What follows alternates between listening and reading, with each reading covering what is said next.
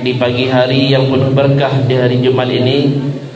InsyaAllah sebentar lagi kita akan mengadakan acara tabligh akbar yang akan disampaikan oleh Ustaz Dr. Yahya Waloni dari Jakarta.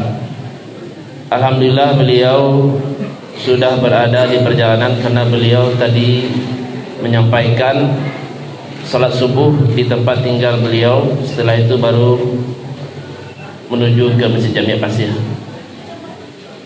Sebelum beliau mengisi kajian atau tabligh akbar di hadapan kita bersama, kita kedatangan juga seorang tamu, yaitu Ustaz Muttaqin MA. Beliau insyaAllah akan mengisi kajian di pagi hari ini sebelum Ustaz Yahya Waloni mengisi kajian. Untuk tidak memperpanjang mukalimah, kita minta kepada Ustaz Muttaqin untuk menyampaikan nasihat atau tausiah di hadapan kita bersama. Kepada Ustaz kami persilakan yang segala hormat.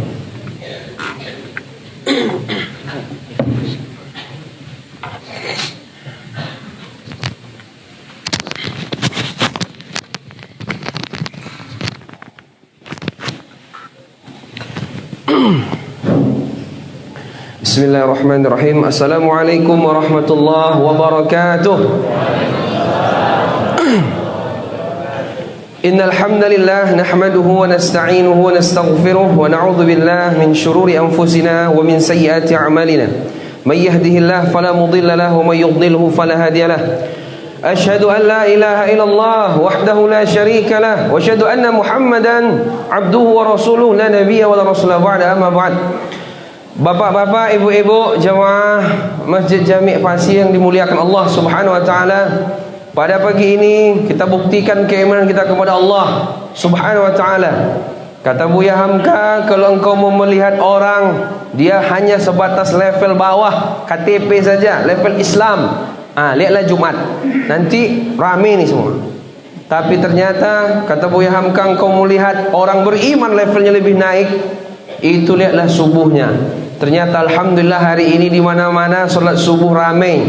Tadi saya baru malam inilah saya tidur di pasir ini. Mohon maaf mungkin tadi kata Ustaz Yudi sekalian aja Ustaz. Saya baru pindah juga Bapak Ibu tadi malam di belakang. Saya pikir saya terlambat ke masjid ini karena tidak tahu juga gaya-gaya masjid ini kan qomatnya beda-beda. Kalau gaya Masjid Abu Hurairah tuh 520 qomatnya. Saya tinggal kemarin di Pandai Sike. Kalau pengajian di sini subuh di Masjid Abu Hurairah, berangkatnya dari sana komat, sempat juga sholat sunnah di situ. Tapi saya tidak tahu kalau di Masjid Pasirnya kira-kira kapan. Tapi tadi agak cepat kiranya, berarti tidak boleh lambat-lambat kita datang ke sini. Pas saya mau datang ke sini, ramai orang. Ada yang meninggal atau apa? Kiranya ada tabligh akbar kiranya. Ustaz Yahya Waloni. Karena beliau belum datang, saya memang sudah biasa. Kalau Ustaz telat, saya yang maju duluan. Sama kayak Masjid Agung kemarin, Ustaz Somad belum datang, saya yang maju duluan. Giliran beliau udah datang, saya bingung sendiri. Tutup di tengah jalan. Makanya nanti kalau beliau udah datang, ini lebih ngeri pada Ustaz Somad orang ini. Banyak jadwal beliau batal. Kalau Ustaz Somad di mana-mana batalnya memang ada unsur lain. Tapi kalau Ustaz Yahya Waloni batal, lain pula lagi yang jadi masalah kalau dia batal. Karena memang orangnya paling keras dari sekian ustadz penceramah yang ada di Indonesia ini. Maka kita tunggu nanti dari penjelasan beliau bagaimana perkembangan umat hari ini. Bapak Ibu yang dimuliakan Allah Subhanahu wa taala, salawat dan salam semoga tercurah kepada Nabi Muhammad sallallahu alaihi wasallam. Ini hari Jumat, banyak-banyak bersolawat kepada Nabi. Kata ulama, apakah solawat bagian dari zikir? Masuk, solawat ni bagian daripada zikir. Makanya bersolawat kepadaku, man shalla alayya wahidan sallallahu alaihi asyara. Siapa yang bersolawat kepadaku satu kali, Allah akan bersolawat kepadanya 10 kali. Kata Nabi sallallahu alaihi wasallam. Apalagi hari Jumat ini Bapak Ibu, banyak-banyak bersolawat. Dari sisi hari Senin, Selasa, Rabu, Kamis, Jumat, Sabtu, Ahad, ini dari 7 hari ini, hari Jumat inilah paling afdal kita bersolawat banyak-banyak. Makanya Bapak Ibu yang dimuliakan Allah, selawat kita sekali, Allah naikkan 10 derajat kita, Allah hapus 10 kesalahan kita. Maka banyaklah bersolawat di hari Jumat ini. Hari Jumat ini memang disunnahkan. Hari Jumat kan? Iya, hari Jumat. Hari Jumat ini memang disunnahkan surat sajadah. Mungkin tadi tidak sempat, bisa jadi karena memang ada kendala lain atau biar tidak nampak wajib, memang hukumnya sunnah. Kenapa? Karena hari Jumat ini banyak orang menyesal. Karena hari Jumatlah hari kiamat datang. Makanya dalam surah As-Sajdah itu disampaikan oleh Allah Subhanahu wa taala, ketika itu orang mengatakan, "Ya Allah, kami sudah yakin sekarang. Kami sudah yakin, absarna wa sami'na farji'na na'mal salihan inna muqinun." Ya Allah, kami sudah melihat, kami sudah mendengar, kami sudah tahu bagaimana bentuk neraka, kami sudah tahu bagaimana ngerinya hari kiamat, maka kembalikan kami ke dunia hari Jumat. Maka Bapak Ibu, ini hari Jumat hari ini. Hari Jumat ini dah salah satu di antara hadis menjelaskan, dari sekitar 17 atau 19 saya baca, ciri-ciri husnul khatimah. Salah satunya kan bisa mengucapkan la ilaha illallah sebelum mati. Tapi salah satunya juga orang yang meninggal di hari Jumat, itu juga ciri-ciri husnul khatimah. Kecuali yang hari Jumat minum racun baygon, itu lain lagi ceritain. Itu neraka jahanam tampaknya. Udah datang? Baru apa? Udah datang. Nah, jadi Bapak Ibu, kan udah datang, ya udahlah. Saya tutup terakhir dengan hadis Nabi, kata Rasulullah sallallahu alaihi wasallam, kata Rasulullah, badiru bil a'mali fitanan kaqita'il lail muslim yusbihu ar-rajulu mu'minan wa yumsi kafiran wa yumsi mu'min wa yusbihu kafiran yabi'u dinahu bi'aradin minad dunya. Rawahu Muslim. Kata Nabi, segeralah banyak beramal, jangan tunda-tunda beramal lagi. Apa yang sudah tua, Bapak Ibu, segeralah beramal, karena nanti akan muncul, kata Nabi, fitnah bagaikan potongan-potongan malam yang gelap gulita, banyak sekali. Maka paginya, saking hebatnya fitnah akhir zaman, paginya orang beriman, sorenya dia kafir, sorenya dia beriman, paginya dia kafir. Kenapa? Yabi' dinahu bi'aradin minad dunya. Dia jual agama karena dunia. Maka akhir zaman ini ulama terpecah jadi dua. Satu ulama Rabbani, ikut sama Allah, Rabbani. Yang satu lagi ulama ulama yang dia penjilat. Maka Bapak Ibu pastikan kita mengikuti ulama-ulama Rabbani, yang dia takutnya hanya kepada Allah, yang dia digaji oleh Allah Subhanahu wa taala. Cukup sekian karena Ustaz sudah datang. Mudah-mudahan bermanfaat. Mari kita dengar apa nasihat-nasihat beliau. Assalamualaikum warahmatullahi wabarakatuh.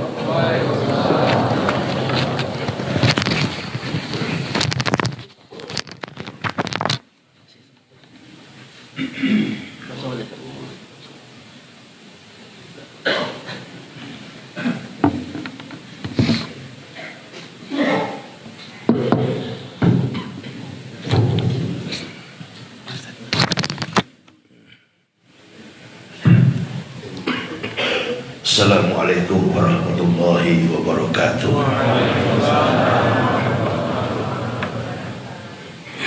Alhamdulillah. Alhamdulillah illazi bi rabbil awal wa jawadahu bir rabbi isani wa anzala kitaban hudun wa nurran wa ansala sab'an minal masan yahdi bihi man yarju liqa arabihi wa nailal amal. Asyhadu an la ilaha illallah rahmani wa asyhadu anna sayyidana Muhammadan abduhu wa rasuluhu rabbani. Allahumma fasholli wa sallim ala imamil abrar wal muqarribin sayyidina wa maulana Muhammadin wa ala alihi wa sahbihi al-ansar wal muhajirin wa alaina ma'ahum birahmatika ya arhamar rahimin. Amma ba'd, fa ya ibadallah ittaqullah haqqa tuqatih wa la tamutunna illa wa antum muslimun. وقال الله تعالى في الكتاب العزيز الكريم أعوذ بالله من الشيطان الرجيم بسم الله الرحمن الرحيم قل آمنوا بالله وما أنزل إلى إبراهيم وإسماعيل وإسحاق ويعقوب والأسباط وما أوتي موسى وعيسى وما أوتي نبي من ربهم لا نفارق baina ahadin minhum wa nahnu lahu muslimun. Faqala Nabi sallallahu alaihi wasallam,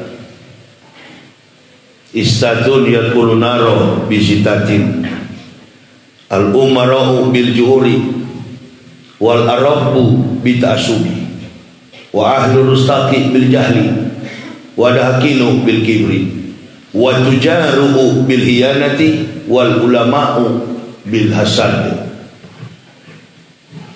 Ibu bapak, saudara-saudaraku rahimakumullah, panitia penyelenggara tabligh akbar Badan Kemakmuran Masjid Jami Pasya, Kota Bukit Tinggi, Provinsi Sumatera Barat, para alim, para ulama, tokoh-tokoh masyarakat cerdik pandai yang kami hormati dan yang kami cintai, kami banggakan, ma'asyiral muslimin wal muslimah rahimakumullah. Kita bersyukur kehadiran Allah Subhanahu wa taala sepanjang peristirahatan ketiduran kita di malam tadi. Allah masih melindungi kita dan membangunkan kita dalam kondisi bernapas.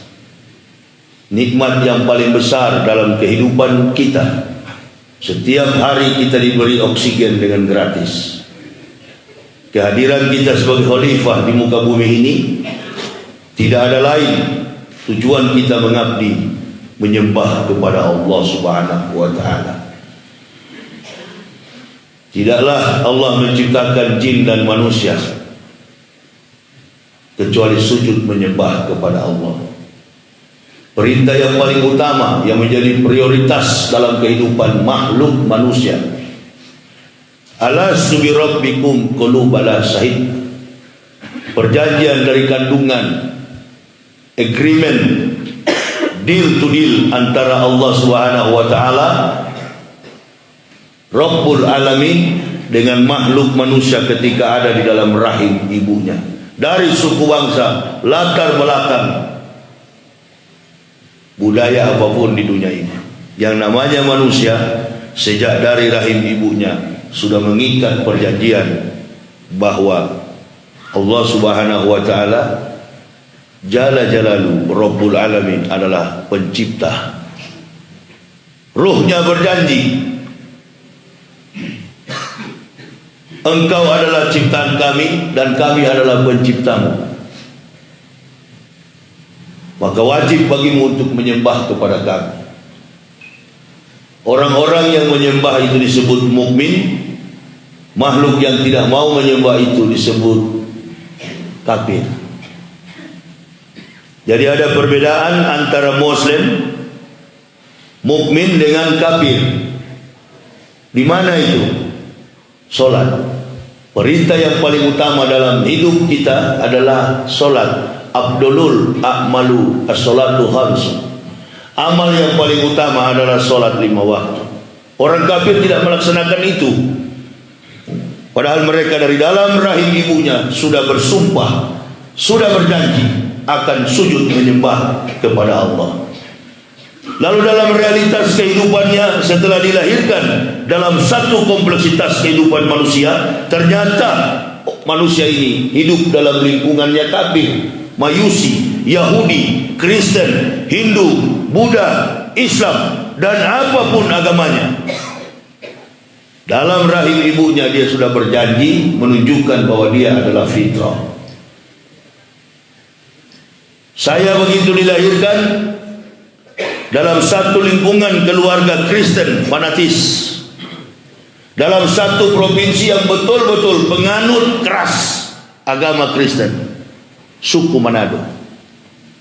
Alhamdulillahirabbil alamin, ibu bapak begitu buka mata, keluar fikrari makin dari kandungan ibu, ternyata lingkungan ibu bapak memiliki pengakuan adat basandi syarak basandi kitabullah. Artinya ibu bapak lahir dengan keluarga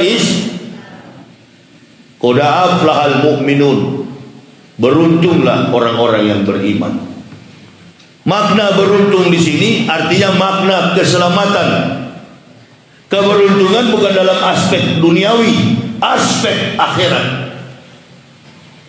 Kadar relevansi antara satu surah dengan surat yang lain di dalam kandungan isi Al-Quran punya relevansi yang kuat dalam makna implementasi sekaligus konteks keimanan tauhid itu. Agama Islam bukan agama yang baru. Semua nabi yang datang atas nama Allah dan semua pengikutnya melaksanakan ikhwal keimanan tauhid. Maka Nabi Musa beberapa kali meminta agar senantiasa Allah memudahkan lidahnya mengucapkan kalimatullahi la ilaha illallah. Sejarah rentetan inilah yang kemudian mengkait-kaitkan antara satu nabi dengan nabi lainnya tidak berbeda. Latar belakang masyarakat pemeluk, latar belakang jumlah pengikut itu yang berbeda. Maka sampailah kita kepada keagungan dan kebesaran kemuliaan Rasulullah Muhammad sallallahu alaihi wasallam. 25 rasul dari antara 124.000 nabi. Semua nabi dalam catatan sejarah gagal mengemban amanah Allah. Dari nabi yang pertama sebagai makhluk pertama manusia yang berjenis kelamin laki-laki, Adam alaihissalam, diciptakan, diletakkan di tengah dunia ini, gagal mengemban amanah Allah Subhanahu wa taala. Semua nabi gagal. Tidak ada catatan satupun nabi yang berhasil. Dan nabi-nabi ini semuanya kebanyakan berasal dari kalangan Bani Israel. Israel descendants, keturunan Israel.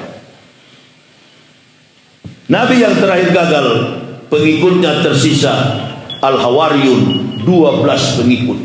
Namanya di kampung halamannya Jeswa Hamasyah, atau dalam bahasa Arab Isa Al-Masih yang kita kenal dengan nama Isa bin Maryam, Isa anak Maryam. Cara yang sangat spektakuler. Umat Islam, umat Kristen harus tahu. Dua agama ini harus tahu. Dari sekian banyak nabi yang diutus oleh Allah, mengapa Isa dilahirkan dengan cara yang spektakuler? Apa persoalannya? Jawabannya sederhana, dan jarang sekali saya dengar ada yang menerangkan ini. Nabi Isa dilahirkan tanpa konotasi seks. Nabi Isa dilahirkan tanpa hubungan biologis antara laki-laki dan perempuan. Mengapa? Karena semua nabi yang diutus Allah sudah banyak memberikan mukjizat di kalangan Bani Israel. Tak satu pun didengar oleh bangsa biadab ini. 3.500 tahun sepeninggal Musa, datanglah Isa Al-Masih. Jaraknya 3.500 tahun. Israel tidak punya nabi. Lalu diutus nabi dengan cara spektakuler. Dilahirkan tanpa konotasi seks, tanpa hubungan antara laki dan perempuan. Di satu kampung kecil, di satu distrik Nazaret, Bait Lam, tempat pembuatan roti tidak beragi. Bait Lam itu rumah roti. Bait itu rumah, Lam itu roti. Atau orang awam mengenalnya Bethlehem. Atau orang ilmiah mengkultuskan dalam satu pemahaman Greek, Yunani, Bethlehem. Kalau dalam bahasa Arabnya Bait Lam, bahasa asli Yudaism, bahasa asli Ibrani disebut dengan Bait Lam, rumah roti. Karena di situ kawanan Yahudi berkecimpung dalam satu agama mereka, Yudaisme. Ibu bapak mesti tahu, Rasulullah Muhammad SAW jauh 600 tahun ke belakang belum datang. Tinggal seorang wanita pandai menjaga kehormatan dirinya. Bahkan dalam catatan Talmud, kitab Yahudi yang sampai hari ini dipakai oleh agama Yudaisme, karena 3 agama besar di dunia, Islam, Yudaisme, Islam, Kristen. Islam terakhir datang, Yudaisme, Nasrani, Kristen, Islam. Kemudian wanita ini pekerjaannya hanya menyulam kain Dalam catatan Talmud, wanita ini tidak pernah tampak postur tubuhnya.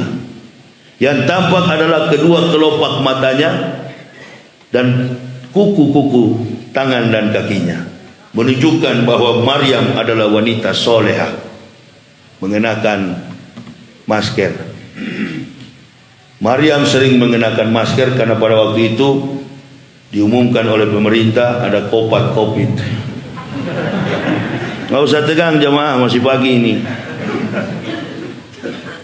Berarti Maryam adalah wanita yang soleha, mengenakan cadar. Penggunaan cadar bukan baru. Penggunaan cadar itu sudah berlaku di zaman para nabi, istri dan anak-anak cucunya. Agama Yudaisme ini Bapak perlu ketahui, agama yang paling kritis dalam aspek toharoh.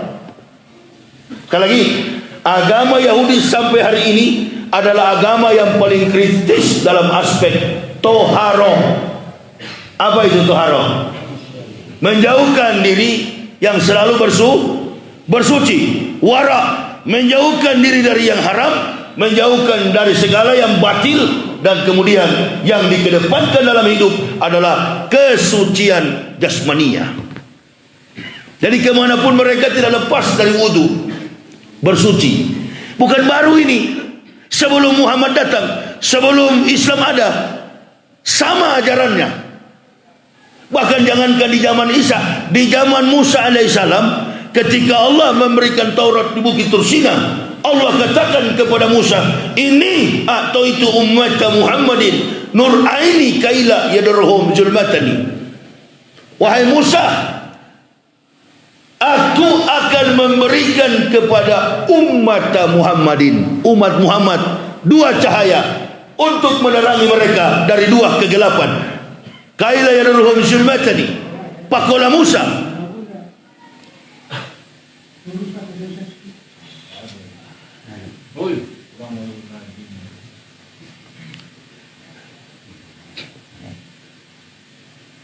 hati-hati. Pakola Musa, bertanya Musa, kalimatullah tadi ketika terjadi dialog di Tursina itu, Allah katakan, Musa, aku akan memberikan ini atau itu umat Muhammadin. Umat Muhammad. Saya mau tanya kepada ibu bapak, di zaman Nabi Musa ada enggak umat Muhammad? Musa saja dengan Isa 3.500 tahun, Isa dengan Muhammad 576 tahun. Berarti 4.076 tahun sebelum kedatangan Islam. Musa sudah difirmankan oleh Allah, akan datang umat Muhammadin. Supaya ibu bapak bangga dengan Nabi Muhammad dan tidak jadi munafik. Tadi kan Ustadz sudah menyampaikan sedikit, saya dengar di belakang. Tapi rangkaian sejarah ini dalam pembentukan fondasi keislaman di Indonesia ini, saya perhatikan lemah. Makanya jangankan ibu bapak sekelas Pak Maruf Amin aja tumbang. Loh, itu kan fakta. Sekelas Pak Maruf Amin saja tumbang, apalagi ibu bapak. Artinya sudah sekelas ulama saja bisa bergeser. Itu karena apa? Tidak bagus fondasi keislamannya. Indonesia ini sudah salah diajarkan tentang keislaman itu.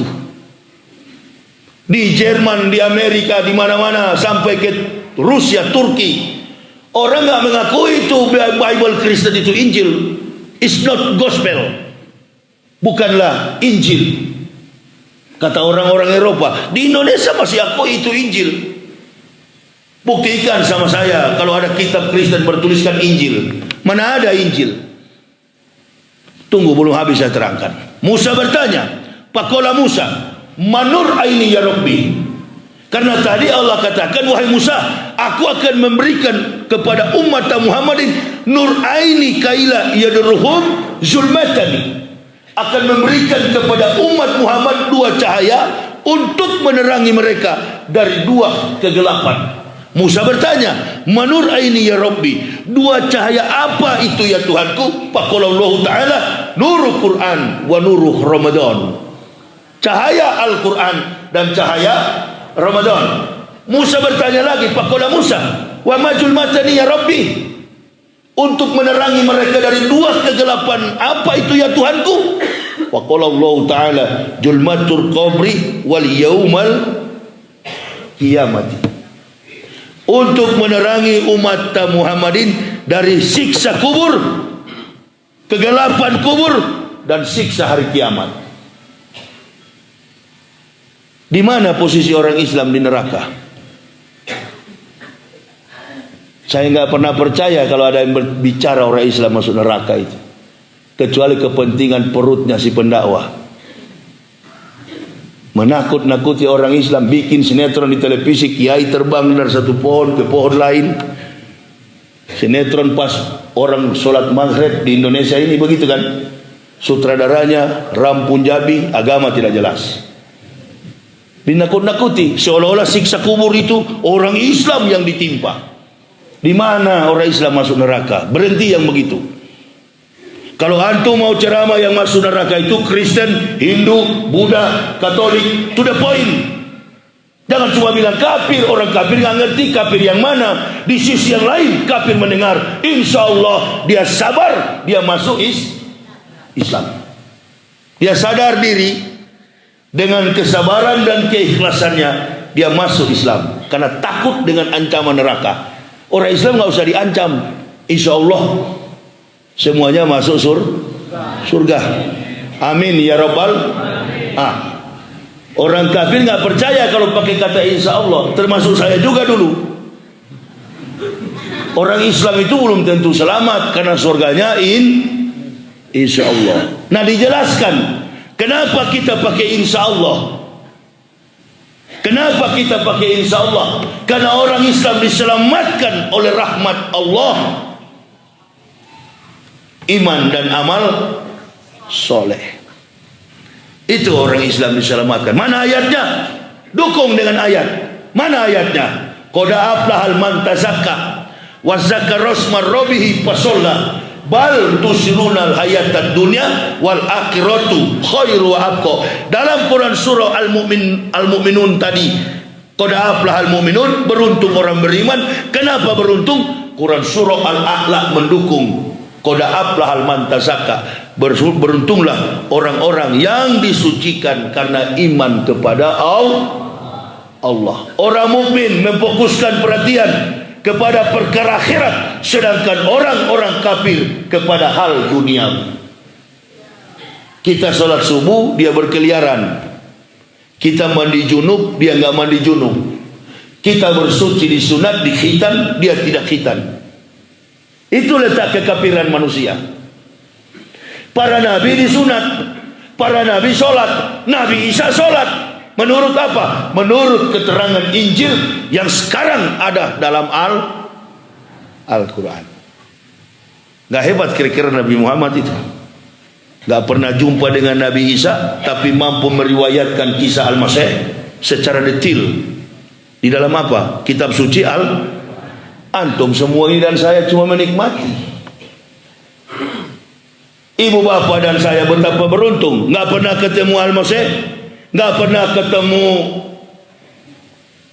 Nabi Muhammad, tapi kita sudah mendapatkan risalah itu.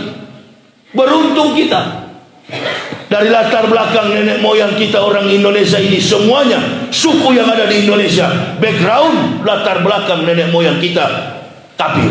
Bukan cuma saya bekas kafir, antum juga dari nenek moyang kita.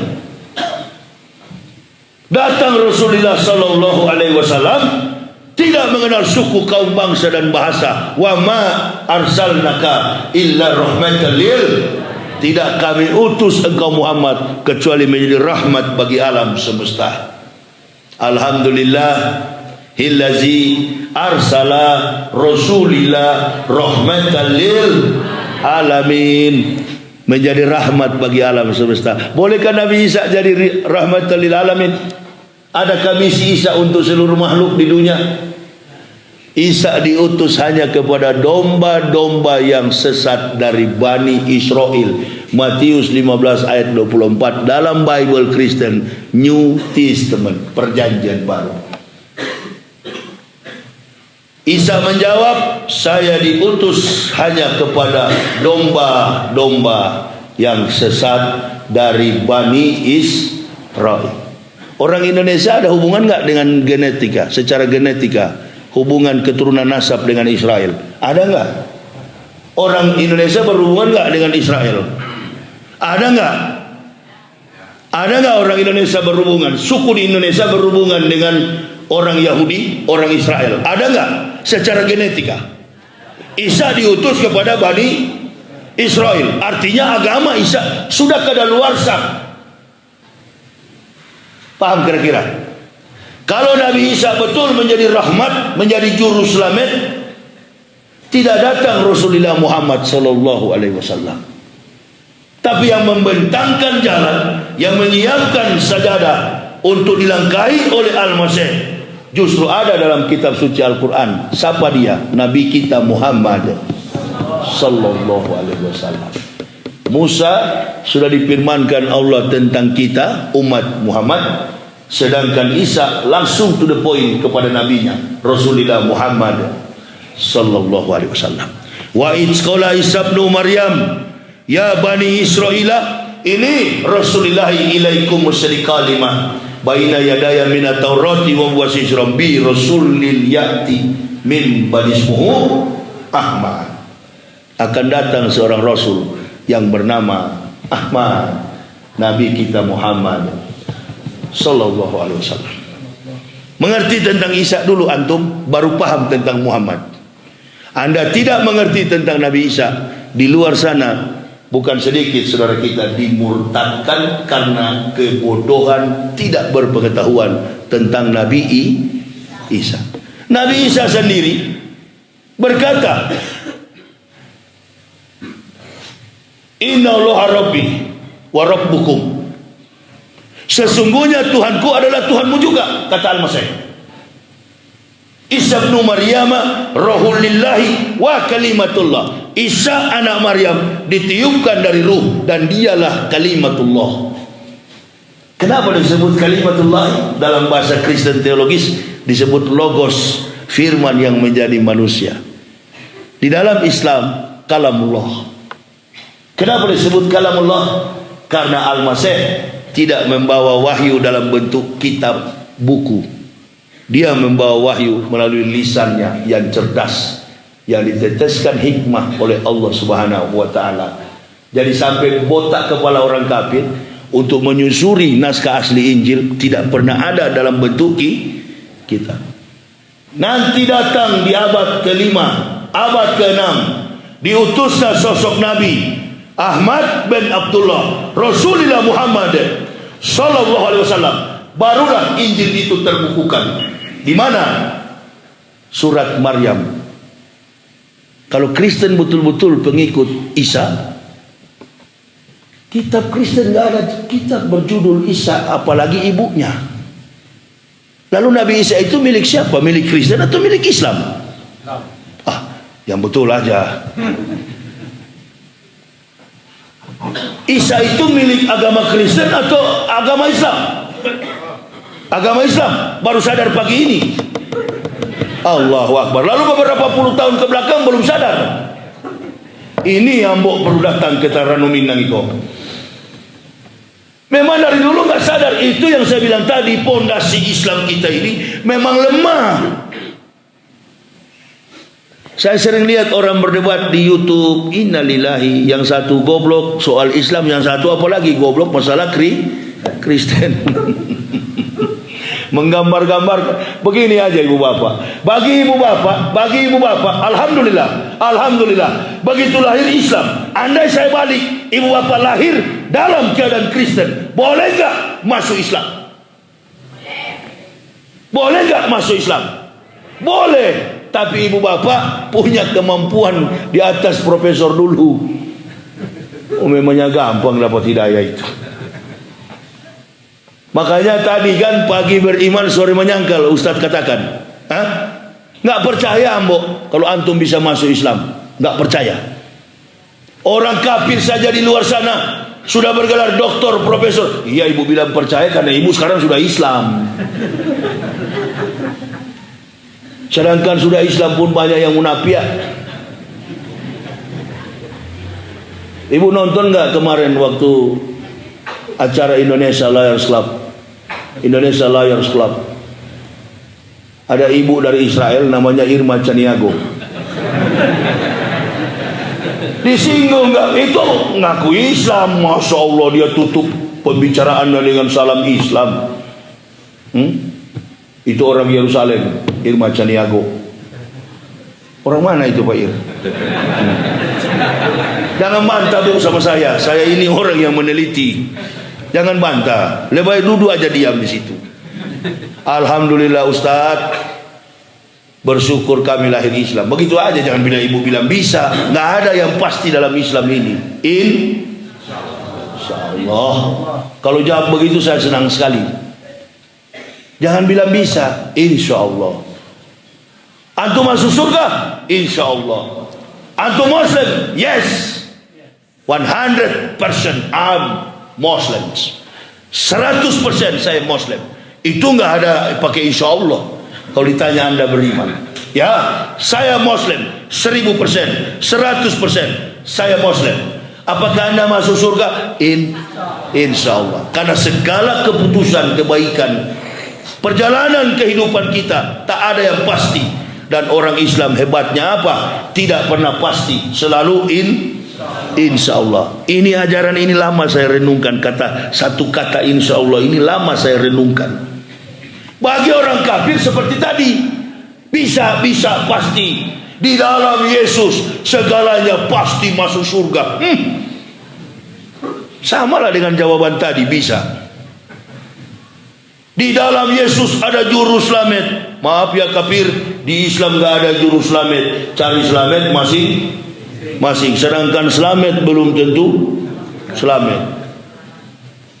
Gak menjamin. Kita sekarang duduk di sini, ibu bapak di bawah, gak jadi ukuran mana lebih hebat antara ustadz dan jamaah. Gak jadi ukuran. Saya kan baru bilang tadi, dulu Pak Maruf kiai, sekarang jadi wapres. Setelah sudah jadi wapres,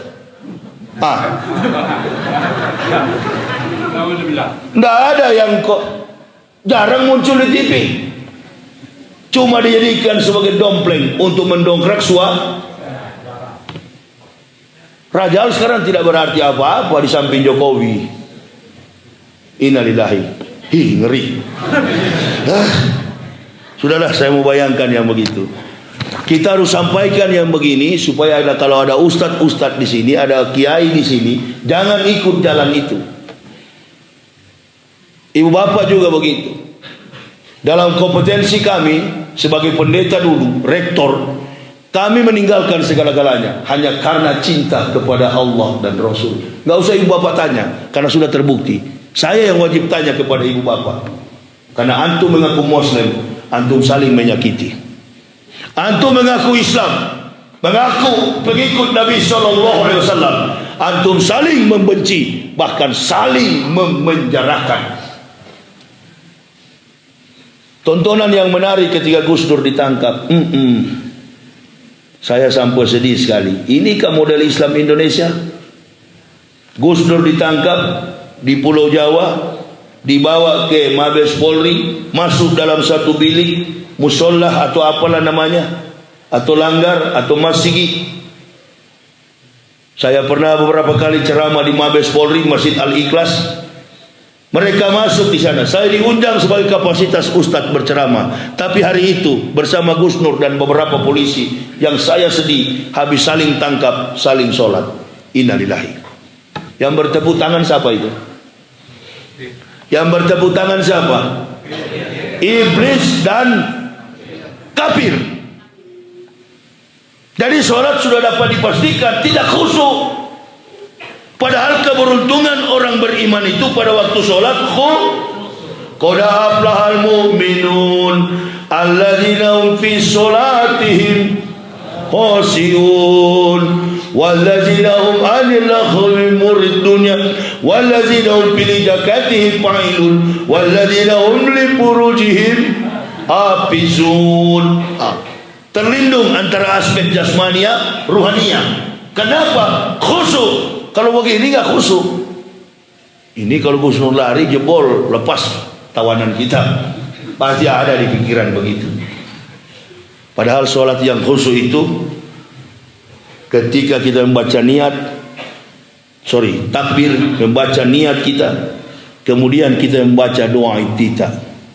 Qul inna sholati wa nusuki wa mahyaya wa mamati lillahi rabbil alamin. Sudah tidak hidup lagi kalau sudah takbir Allahu Akbar, bukan berpikir hidup, tapi pikirnya akan mati. Tapi waktu itu nggak khusyuk, pasti saling curiga. Imamnya di depan, kafir dan iblis lihat-lihat. Berhasil kita. Tangkaplah narapidana, masih banyak di luar sana pelaku-pelaku kejahatan. Itu Harun Masiku belum sampai hari ini belum ditangkap. Repot dengan kepulangan Habib Rizik. Innalillahi. Wah, jidatnya sampai mana ini, mau gambarkan bulat hitam begini. Iya. Orang itu juga, orang Libanon juga itu. Orang mana itu kira-kira? Nah, orang mana Pak? Orang mana itu? Hah? Orang mana itu? Oh, bukan Manado, bukan? Oh, bukan. Memang min plusnya banyak di Sumatera Barat ini. Min plusnya banyak ini. Itu. Sasaran setan bukan kepada kafir. Sasaran setan bukan di pintu gereja, bukan di kelenteng, bukan di vihara. Setan bersembunyi di balik jendela-jendela masjid. Untuk apa datang ke gereja? Memang sudah setan semua. Untuk apa datang ke vihara? Sudah kawan semua. Yang belum kawan ini nih harus jadikan kawan. Ya itu tadi Pak. Setiap tampil di ILC, Masya Allah, bulat sekali, hitam jidatnya. Kalau bicara, memang betul-betul penjilat itu wataknya, mukanya kayak betul kalau lihat ya. Penjilat itu. Ini orang-orang penjilat. Masih berani juga menyebut Al-Quran. Innalillahi. Masih lebih bagus saya punya saudara, walaupun dia kafir, liberal, Rocky Gerung, tapi otaknya Islam. Daripada ini ngaku Islam, menyebut ayat, otaknya kafir. Itu. Ini lebih bahaya hukumannya ketimbang orang kafir. Nerakanya orang munafik lebih dalam daripada orang kafir. Disuruh oleh Allah untuk diperangi yang begini, jangan nggak diperangi. Saya lihat kalau dari pihak oposisi seperti debat yang ada di televisi mempersoalkan Habib Rizik akan pulang. Satu mengucapkan, si munafik mengucapkan salam, dia balas. Kalau saya jangan balas. Sudah munafik. Kalau sudah munafik, jangankan sholat, mati pun di dalam Al-Quran tak boleh dikuburkan. Wala tusalli ala ahadin minhum mata abada wala takum ala qabri. Kenapa? Al-Quran juga menjawab, innahum kafaru billahi wa rasulihi wa mammatu pasikun. Atau 84, wala tusalli, jangan engkau Muhammad, wala tusalli ala ahadin minhum mata abada, jangan engkau mensolatkan Muhammad, salah seorang yang mati dari kalangan orang munafik, mata abada, untuk selama-lamanya.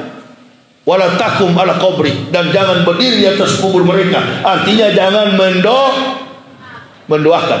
Kenapa? Al-Quran juga menjawab, innahum kafaru billahi wa rasulihi wa mammatu fasikun. Karena mereka telah kafir terhadap Allah dan Rasul, mereka mati dalam keadaan fasik. Coba-coba aja satu kali munafik. Kalau saya dari kafir beda lagi. Memang karena keturunan saya kafir, dari oma opa orang tua saya lahir di lingkungan kafir, masih kecil tidak tahu. Setelah berpengetahuan, berilmu, keluar dari situ. Nah, ibu bapak, kalau andaikan ibu bapak kafir, ibu bapak dibutuhkan punya kemampuan ilmu di atas rata-rata dulu, baru Allah kasih hidayah. Laqad ansalna ayatin mubainatin wallahu yahdi may yasha'u ila siratin mustaqim. Allah kasih hidayah bukan kepada orang bodoh, kepada orang-orang cerdas. Makanya beda orang yang murtad dengan orang yang masuk Islam, beda. Yang murtad itu, murtadin itu hanya karena Indomie. Beras 1 liter murtad, keluar dari orang-orang yang masuk Islam punya kemampuan intelektualitas di atas rata-rata. Di mana mereka itu? Dan tak perlu orang Islam yakinkan. Mereka tahu sendiri Islam. Mereka mendapat hidayah masuk Islam. Tidak ada program Islamisasi, tidak ada program Indomisasi dalam Islam. Kalau di Kristen ada program Kristenisasi, program Indomisasi. Kasihan saudara-saudara kita di Pulau Jawa itu, di bawah Gunung Bromo, di Jawa Tengah, satu rumah sampai 3 agama. Natal dia juga ikut hari Gatal dan Tahun Garu. Hari Raya juga dia ikut-ikutan makan apa itu, ketupat. Satu keluarga. Makanya ada yang pernah ibu-ibu tanya sama saya, Ustaz, boleh nggak saya menikah dengan orang Kristen? Loh, ibu Islam, kenapa ibu menikah sama orang Kristen? Tidak boleh, Bu. Saya aja dulu ketika mau masuk Islam, istri saya bersikeras dia mau masuk Islam. Saya bilang, kalau kau tidak mau, pisah kita. Komitmen, konsisten, istiqomah. Akhirnya istri saya menyerah. Iya Pak, saya mau ikut. Ibu juga begitu. Jangan datang laki-laki karena kaya meminang anak kita, langsung kita Islamkan. Tunggu dulu Pak Imam. Orang masuk Islam itu ditanya dulu kemampuan intelektualnya. Kalau dia pintar, nggak apa-apa, diajak dulu baca Al-Quran, diajak dulu sholat 5 waktu, gerakan sholat minimal 1 semester, 6 bulan, dididik dengan cara Islami. Setelah itu disyahadatkan, barulah dinikahkan. Jangan langsung dinikahkan. Tidak sedikit umat Islam korban. Karena apa? Langsung menikahkan. Ada Pak Sumatera Barat ini di pinggir pantai sana, bupatinya. Apa di pinggir pantai? Kabupaten. Bukan Pariaman saya tahu. Di pesisir itu apa namanya? Painan. Bupati Painan, usai saya ceramah, istrinya mendekat sama saya. Waktu itu saya ikut diundang BKMT, Badan Kontak Majelis Taklim, untuk ceramah di Painan. Istrinya ngomong sama saya, Ustaz, minta tolong adik saya perempuan pertama kali menikah. Suaminya bilang masuk Islam, tapi setelah masuk suaminya bawa dia ke Kristen. Siapa suaminya? Coki Sitohang. Loh, itu fakta. Saya kalau bicara nggak pernah ngawur, semua punya data, sistematis. Coki Sitohang, artis Indonesia. Adiknya itu wong Palembang, wong Kitogalo. Palembang apa Lampung? Lampung. Suami istri daripada Bupati Painan, adiknya menikah sama Coki Sitohang. Oh, luar biasa. Kemurtadan dalam segala sisi lembaga kehidupan kita, baik di instansi pemerintah, swasta, di kalangan para businessman, di kalangan para artis, di kantor-kantor, luar biasa. Tapi nggak ada tuh orang Islam begitu. Orang Islam sibuk dengan ibadah. Yang malas beribadah, yang Islamnya abangan, itulah yang menjadi sasaran serigala lapar alias Kristenisasi. Nah, saya kira ini bekal bagi kita semua. Cintailah Rasulullah dengan memahami banyak pengetahuan tentang Islam. Isa berbicara dalam Al-Quran itu bukan sudah dewasa, Bu, baru keluar dari rahim Maryam, di tengah penyelidikan mahkamah agama. Karena peristiwa ini terjadi di Yerusalem. Maryam pernah lari dalam satu pondok kecil, Dan malaikat Jibril, Rohul Kudus, menyuruh Maryam pulang ke rumahnya. Maka lahirlah anak laki-laki itu. Sebelum lahir akan dirajam dengan batu oleh orang Yahudi. Tadi saya katakan, orang Yahudi itu kritis dalam memahami agamanya. Bayangkan mereka itu, setiap keluarga orang Yahudi, kita kalau haid, bukan cuma tidak orang Islam, kalau haid perempuan, dia dalam keadaan menstruasi, dia nggak boleh ke masjid, bahkan tidak boleh memegang Quran. Bukan cuma itu orang Yahudi, wanita yang haid tidak boleh tinggal di dalam rumahnya. Makanya orang Yahudi ada pondok-pondok kecil di samping rumahnya. Itu untuk wanita yang haid. Selama kau haid, di situ kau tinggal. Karena dianggap uap daripada wanita yang haid itu najis. Bahkan anak lahir umur 8 hari, orang Yahudi langsung disunat. Kita orang Islam ini nanti sudah berbulu baru sunat. Termasuk saya, tapi saya nggak apa-apa, ada bonus karena saya dari kafir, disunat sudah besar. Orang Yahudi enggak, anak laki-laki lahir umur 8 hari langsung dikibas, disunat, dikitan. Makanya dalam Bible Kristen Lukas 2:21 dijelaskan, pada hari yang ke-8 anak itu dilahirkan, disunat, diberi nama Isa Al-Masih. Dulu dalam kitab, mereka robah sekarang, diberi nama Yesus Kristus. Jadi Isa Al-Masih itu disunat umur 8 hari. Bukan 8 tahun, umur 8 hari. Anak laki-laki dikangkang kaki kirinya. Saya pernah sering nonton karena saya lama di sana. Saya lihat mereka sunat umur 8 hari. Inilah Yahudi tunggu-tunggu. Jadi ketika Maryam bersalin, Habib Rizik pernah dilapor mahasiswa Kristen di Indonesia karena Habib Rizik bertanya, kalau Maryam melahirkan Al-Masih, siapa bidannya? Orang Kristen marah. Sebenarnya jangan marah. Jawab, bidannya pada waktu itu bernama Safira, suaminya Ananias. Hakim yang menangkap Maryam, mengadili Maryam untuk bertanya, siapa yang menghamilimu? Adalah Kayafas. Raja di Yudea pada waktu itu adalah Herodes, wali kota Mr. Pontius Pilatus dari Romawi. Nah, ini kalau Kristen berpengetahuan luas. Ditanya malah marah karena buta. Lahirlah anak bayi yang laki-laki ini, Isa. Dimandikan, dipotong pusarnya, ditaruh di atas ayunan. Begitu Yahudi datang, kaget Yahudi. Apa yang mengagetkan Yahudi? Anak baru dilahirkan beberapa menit sudah bisa berbicara dalam buayan. Mana bukti perkataan itu? Quran surah Maryam ayat 30 sampai 31. Isa berkata, qala inni Abdullah atani al-kitab wa ja'alani nabiyya wa ja'alani mubarakan aina wa kuntu awsani bi sholati wa zakati madumtu haya. Maka nalillahi ayat kisah mi waladin subhana isa qada amran fa'ina ma yakul lahu kun fayakun. Isa berkata, saya hamba Allah, atani alkitab, Allah memberi aku kitab, wa ja'alani nabiyya, dan mengutus aku sebagai nabi, wa ja'alani mubarakan aina ma kuntu awsani bi sholati wa zakati madumtu haya. Kemana aku pergi, Allah memberkatiku, memerintahkan aku ausoni bisolah, mendirikan solat, wajakati, membayar zakat, madum tuhaya, sepanjang usia hidupku. Nah, kalau orang sudah solat dan bayar zakat, Kristen atau Islam? Kristen atau Islam? Islam. Kafir atau mukmin?